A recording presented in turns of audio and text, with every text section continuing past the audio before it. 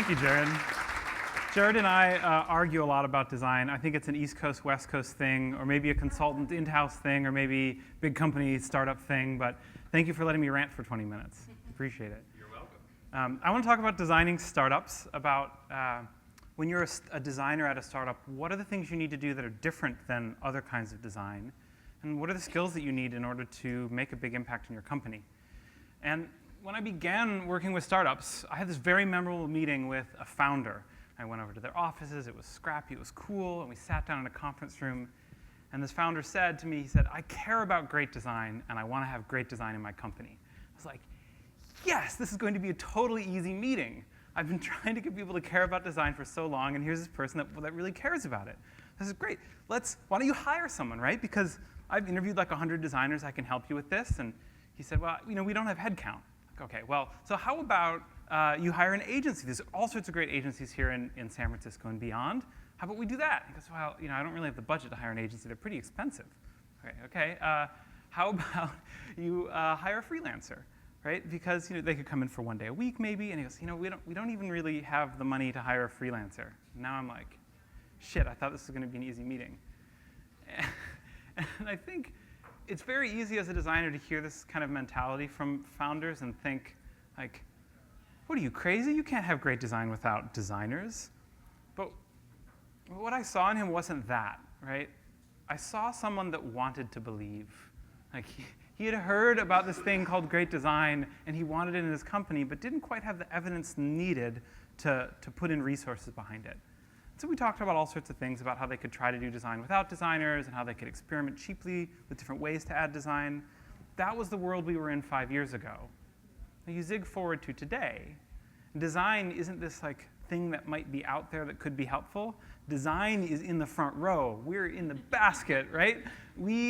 Companies are investing in design at incredible levels. And today, if you want to do great design and be on a great design team, it's really not in the agency world that people are looking. They're looking at these startups, these big companies that have amazing design teams at them. And we're even starting to see the rise of the design founder, people who, from the design discipline, are starting their own companies. And so now today, if you are at a startup and there's about 5 employees, it's usually the case that one of those people is a designer. That's crazy. That's a huge, huge shift. We like to complain about things as designers, right? Like, it's the thing we do. And the biggest chief complaint we've always had, anyone know this? We don't have a seat at the table, right? That is over. We totally have a seat at the table. And now the question is, what are we going to do with it, right? We have a huge ability to impact these companies. What are we going to do? That's a new question for me, because when I started in design many years ago, I did not have a seat at the table. It was more like a beanbag in the hallway, if I'm honest. I didn't have a lot of skills. The PMs were pushing us to move fast. Engineers barely knew how to do front-end work, so it was hard to ship anything that we liked.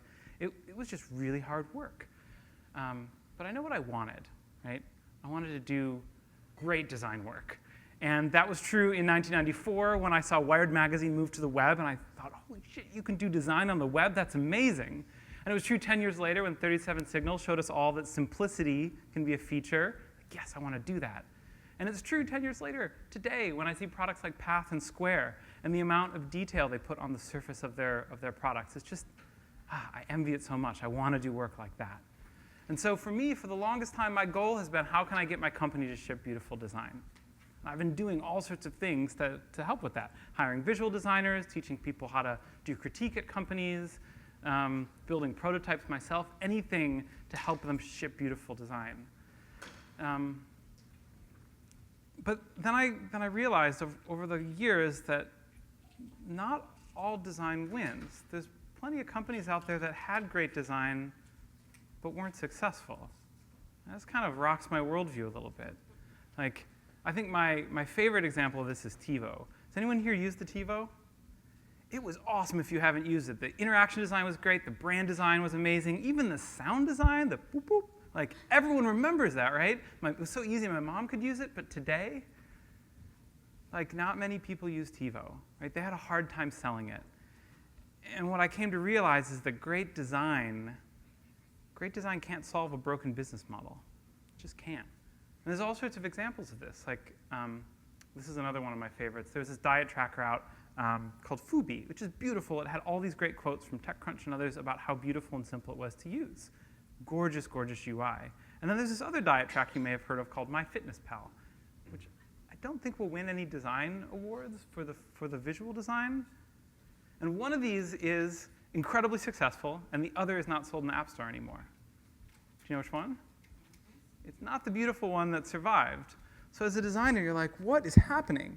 And the more you look around, you'll see products that are beautifully executed from a design standpoint but haven't had market traction, and other products that when they launch were pretty rough around the edges but are incredibly successful. So design isn't necessarily all there is in every company. And so I had to go back to my goal. How can I get my company to ship beautiful design? Why do I care about that, really? Is it because of the customers? I want to give great design to the customers? Because if my company's not around, it doesn't matter if the design was great. Or if I'm really honest with myself, a lot of this goal for me is tied up in my ego. I want to create things that are beautiful because I want my friends to see the craft that I do. And I want to stage for my craft. I want to do my craft at the highest levels. And for me, that's one of the most important parts of it. And I don't think I'm alone, because we have stuff like this, like Dribbble. Like, that is what Dribbble is made for, right? It's for putting all the beautiful things that you wish existed in one place. It's incredible.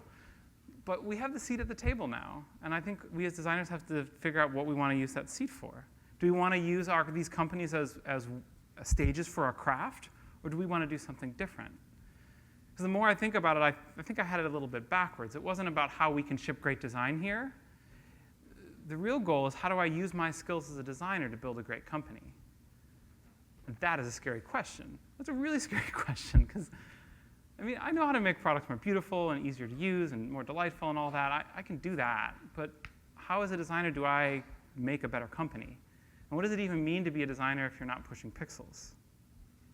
So that's the job I landed in about 5 years ago at Google Ventures. And we've worked with over 100 companies on design projects targeted at how to make their companies more successful. We've built the only design team in venture capital, 5 designers helping 250 companies. And we've just had tons of experience doing this. We've learned a couple things along the way. The biggest thing that I've learned is when you go and talk to founders and you say, hey, I'm here to help about design, the first thing they go through is these upper levels of design. They'll start to ask about visual questions and interaction questions. They'll ask, hey, can you make my logo look better? And can you make it more beautiful and simpler and less friction? They'll go through all these things that they expect that are in the surface of the world of design. And I kind of get it, because we're good at that stuff, right? We're good at delivering those things, and that's why they're asking us for it. But if you push a little bit harder, actually, if you go and ask those founders and say, yeah, we're good at delivering this, that's fine, but what keeps you up at night? Because I know you have a limited runway. There's some point in time where you're going to have to raise more money or get your whole company off the ground. And I'm sure that must be stressful. What are the things you're really worried about? And when you ask that question, you tend to uncover some lower level things about design, some more core principles that are below the surface. And people in these companies start to talk more about product questions and process questions. Things like, why isn't our product growing faster? And what should the next features be? Do we have the right team? Are we doing the right things day to day?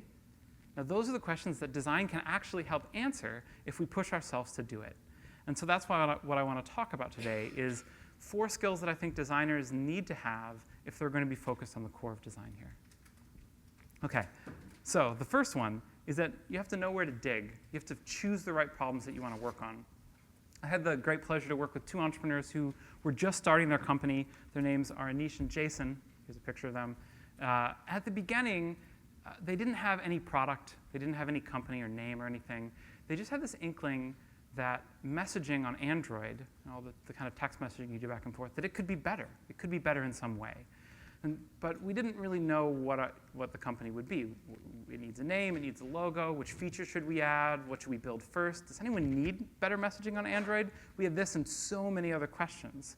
And so when you get into the stage, you can kind of feel stuck. And as a designer, you want to run towards the things that are easy. You're like, logos, I can totally do that. And let's name the company. That sounds like a lot of fun. So I just went to my typical game plan when I'm thinking about where I should dig, and it's 3 really basic steps. It's first, build a map, because otherwise how are you going to get out of the maze until you have a map? Second, pick the riskiest part of the problem. And 3, start designing around it so that you can learn a little bit more. And that first part, making a map of something, there's all sorts of ways to do it. And you kind of I end up picking whichever one seems right for the problem. A lot of people use the business model canvas, which I highly recommend. One of our favorite ways to do it from an experience point is to draw a user journey. Here's an example of one. It kind of goes from when someone hears about the product all the way to the first time they're using it. Maybe they buy it and get a lot of value out of it. You draw that ideal scenario. And then on top of that scenario, you put down all the opportunities and risks, all the things that might not work, or might work amazing if you did them really well. And the interesting thing about this is on the far left side, that website and brand and everything, that's super fun and the thing that I want to work on, but it's not the risky stuff. So it's not where I should start. So when I think back to all those questions that we had, the riskiest thing was, does anyone need this? Does anyone need better messaging on Android? And so what we decided to do is actually not design a brand and a company, but we just wanted to see what it would be like to pitch better messaging features to users. And to do that, we just designed the value proposition. And it was like something in the App Store, an out-of-box experience, and a very first-time use. It took us about a day to design this. That brand sucks, and it took me like 20 minutes to draw a little cat. But that wasn't what we were testing. What we were testing was, does anyone need better messaging? And it turned out they did actually need better messaging. And that gave us a lot more confidence to move forward. But also all the detailed stuff we got from customers helped us know which features to build and not build. We did 3 or 4 different iterations of this. And eventually, Anish and Jason launched their product, which is awesome. It's called Snowball. I don't know if anyone uses it here. It's a unified inbox for your Android. One person, yes. People that use it 6 times a day. They like it so much. And eventually, we got to work on the fun stuff. Daniel on our team drew this little guy. His name is Steve. He's very excited to meet you. Hello, Steve. I think, though, as a designer, OK. All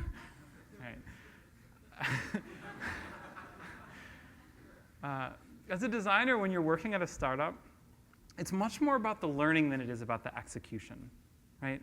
So it's about doing the risky stuff first and then doing the fun stuff last.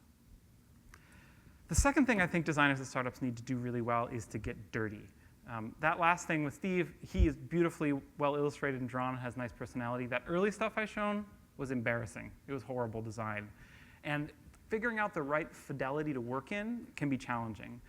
The types of prototypes we build all the time for the purpose of learning tend to look something like this. This is something we did for a company called Cluster. It's using a fake brand here. And it was trying to help us understand what the out-of-box experience should be. How do we explain this to someone? And how could we get them to set up a little private social network and share some things with friends? Now, even though that looks like a real app, it's all smoke and mirrors, really. I'll just deconstruct it for you to show you how shady it is. Like, first of all, we just had a bunch of flat files that we dragged into a tool called Flinto. We use a bunch of tools. This is one of them. And then you drag little hotspots to make it look real. And each one of those screens is also like just took us a little bit of time. Fake name, that icon is from the Noun project, a bunch of pictures from my Flickr stream, and that's the best screen in the whole thing. Like, the next one is just slightly shaded wireframes, right? Just put a little gray background. It's basically just a wireframe. But if you put a keyboard below it, it looks like a real app, right? The whole thing was basically this level of design. And it pains me because you give me 5 minutes, I can make that better. But as a designer at a startup, I know that's all we really need if our goal is to learn. So that's the kind of fidelity that we have to work in. And it's difficult, right?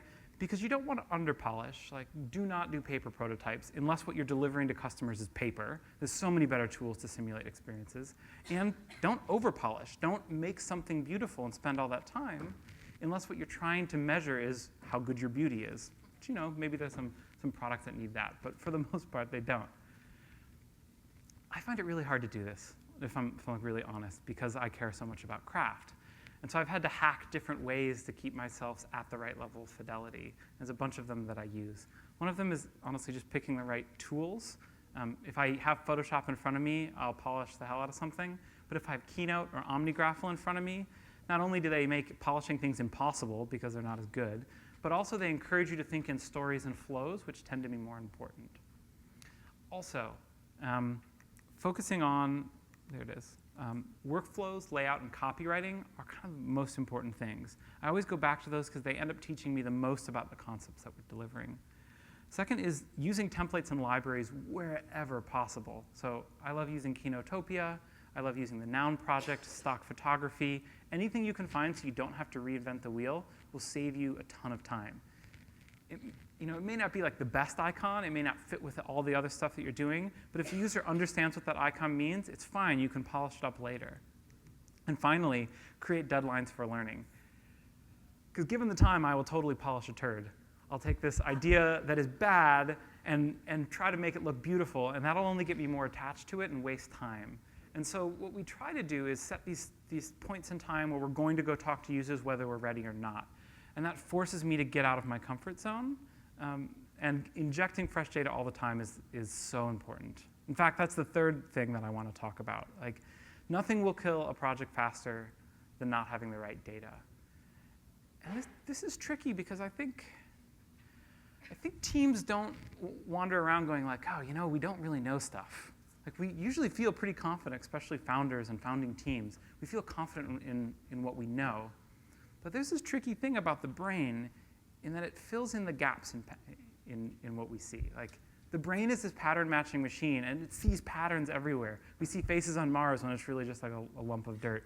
Like, your optic nerve, where it hits your eye, creates a blind spot in your vision where you can't see anything, and your brain just papers over that. Thanks, brain. That's like super helpful for my vision, but it's really dangerous when I'm doing projects like this. And so the only way that I've found to get myself over those blind spots is to do this regular injection of data. And we do that by scheduling interviews with customers. We do it about every 2 weeks. Try to do it. When we start a design project, we'll schedule user studies before we've even designed anything. And that keeps us moving really fast. This happened to us actually on a project that we were doing with Blue Bottle Coffee, where we just narrowly dodged one of these blind spots. They were moving from selling coffee only in their physical locations to selling coffee online. That's kind of difficult because we had to figure out how are you going to organize the coffee. Like, if you have 20 different roasts that you might consider, how would you figure out which one that you want to buy? And if you look at every other way that people do this online, they always do it by geographic location. This is one website. I can pull up 20 websites that show you how to sort coffee by geographic location. And it's not only on the web. If you go into like Starbucks, like the one around the corner, and it's a nice Starbucks that has a Clover thing, they'll also organize it all by geographic location. So it makes total sense to do this, right? Well, we were lucky enough to pump in data throughout this process. We talked to people who bought craft coffee before we started designing and 1 week after we started designing. And we found this kind of remarkable thing. Like, even though everyone's comfortable with organizing it by geography, these people that we talked to sort of sheepishly told us, they're like, you know what, if I'm really honest, like, I don't really know the difference between Colombian and Guatemalan coffee and what it tastes like and which one I prefer. Does anyone here know which one they would prefer right now if you're going to have a cup of coffee? Wow, not a single hand in the room. Yeah, I'm also baffled. So this is weird, right? And this stuff happens all the time where everyone's doing it one way, but it doesn't necessarily work for customers. So because we had that data, we were able to design different ways to sort through all the coffee. So instead of asking people, which country do you prefer, we ask them a question they can answer. How do you brew your coffee at home? And then we give them some hints around which flavors they might enjoy. And it turns out that that's a much better way to feel confident about the choice you've made around the coffee roast. And it's something that we would never have figured out had we not forced ourselves to inject data in the process. Okay, the fourth thing is, for me, about taking big leaps. And it's when all these things sort of stitch together. It's when you know where to dig, which is on the risky things. You can get dirty and move really fast and start to prototype those risky things. And you're injecting data by taking those prototypes and putting them in front of people very early on. And when you do those three things, it helps your team take large risks safely. That means they can take bigger risks because you're not actually launching it, you're just doing it in this prototyping sandbox. And you feel more confident in the things that work so that you're not taking small leaps with your whole company, you're going to do big things. So I want to tell a story about this last story about a company we work with called Savioke. They make a robot, which is totally cool. This is an autonomous delivery robot in hotels. And so if you're in a hotel room and you forget your toothbrush and you call the front desk and you say, hey, can you send up a toothbrush? Instead of a human coming to your door, this little guy will kind of go through the hotel lobby and then go in the elevator up to the right floor and go down go down the hallway and avoid people as it goes, and then end up at your door where it'll deliver that toothbrush to you. It's super cool. Our design team that was working on this project totally fell in love with the robot. and they wanted everyone to fall in love with this robot because robots are awesome, right? So one of the ideas we had was to put a face on the robot, because if we can create an emotional attachment with this, people are going to want this robot in every hotel they stay in. But it's also, it seems like obvious and a fine thing, but it's also kind of risky, right? Because when we think about robots, most of our experience with robots is from cinema.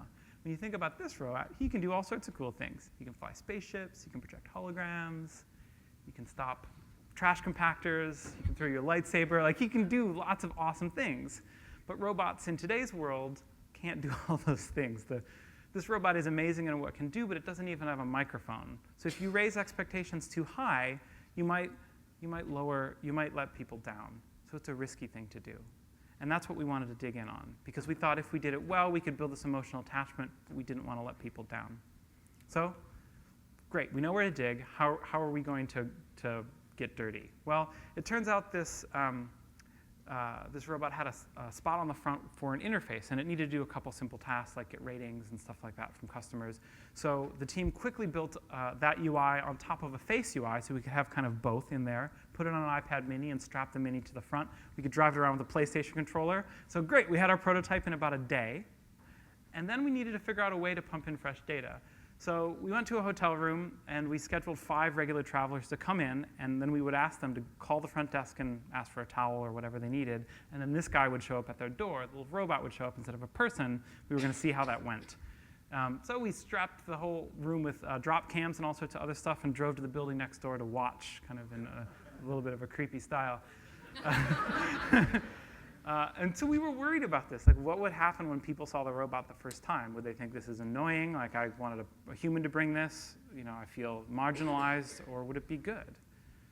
It turned out it was amazing. Everyone else loved the robot, too. The experience was so good that Savvy Oak launched with this face UI on the front and sound effects. And the robot even does a little dance when you give it a 5-star review. And they got great press for this. It was such a good success. People have loved this so much, they've started to take videos of this robot in action. And someone sent us a video last week that I thought was so good I had to put in here. So I'm going to play this little video of the robot for you. Oh, hello. You have a delivery for me? Oh, my. Thank you so much. You did a great job. Look at your little bow tie, Aloe. Thanks, buddy. Bye-bye. The guy is so awesome. I want one of those in my house now.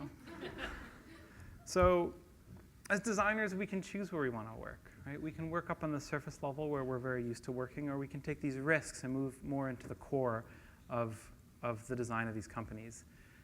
And it's an awesome time to be a designer, because we do have a seat at the table at many of these early companies, and actually a lot of the bigger ones too. And if we change what we do to focus a little bit on the core, we can have an even bigger role in shaping the success of our companies. Thank you.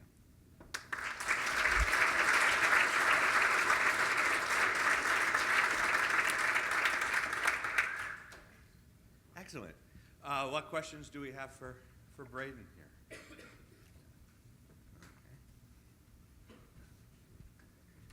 Hey, Lars, I haven't had a chance to say hi to you all week. So with the robot, some of that response is a novelty effect. How do you evaluate whether that's enough to go out with a prototype, or whether you should try to get past that and get to a more long-lasting kind of response? Yeah, that's a good question. I actually didn't work on that project with the robot. The rest of my team did, so I'm kind of sharing that story outside of it. I don't know. And I think a lot of the bigger questions with that story was really just the interaction layer. How should this robot interact with people at those key points? I showed a part of it that was at the hotel room. That's one of the easier points. There's all sorts of other points navigating the elevators. Elevators are awkward with people in them. When a robot rolls in, what are you going to do? So that's more of where the meat of the design work actually was. I have a question for you, which is one of the sort of risks of prototyping is that somebody, possibly a important client or a stakeholder, sees the prototype, sees it working in a way that feels real, and they wonder why, if you had this so many months before, it took you so long to actually ship. Because they look at this, what you think is low fidelity to them is pretty impressive, and they're like, we'll just take that. Yeah, I get that question all the time, and the way I describe it, and the flip is true, is like people say, how can you build stuff that fast? And we've gotten really good at prototyping. The way I think of it is interactive products are like these branching trees, and you can go all sorts it's like a forest, right? You can travel all around the forest for many, many square miles and not see the same thing twice. That's amazing. When we build a prototype, we just take one pathway through that forest, and we just build that little part. And in a user study, you can sort of nudge people along that path to make sure they're just experiencing that little bit of it, that little bit of the data or the experience, and you can make that part feel very real. But your product isn't creating any value unless it's that large forest. So it takes a while to make it robust enough to do all that stuff. That's kind of how I explain it. In your example, you seem to be surprised that the question, does anybody need this, was a starting point. Now, given that north of 90% of startups fail, shouldn't this be, I mean, in my experience, that's where you start.